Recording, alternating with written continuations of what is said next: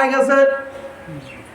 মাসি মানে এটা যে মুসা মাসি এটা না, মাসি ইয়ার অর্থ হলো অন্ধ, জন্মগত অন্ধ। রাসূল আমার ঈসা নবীর সামনে আয়েশা হাজির হয়ে গেলে জন্মগত অন্ধ মানুষ ঈসা নবীর সামনে হাজির হইতে দেরি।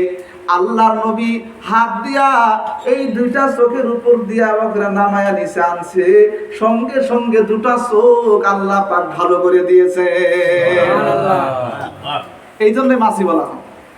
মাসি মানে টাচ, আরবিকে মাসি এখন আর অর্থ হলো টাচ করা। তাহলে মুসা নবী অন্ধ, জন্মগত অন্ধ। জন্মগত বরজ বেমার, সাদা বেমার আছে না, জন্মগত এই যে সাদা হয়ে যায়, শরীর একদম বগের মতো সাদা হয়ে যায়।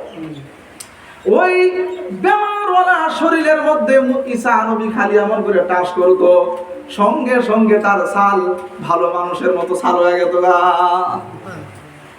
জন্মগত অন্ধ ওই বান্দাকে ঈসা নবীর সামনে আনতে দেরি। আল্লাহ রাসূল যখন ঈসা নবী এমন করে হাত টাচ করতো, সঙ্গে সঙ্গে দুটো চোখের দৃষ্টি আল্লাহ পাক ফিরাইয়া দিত।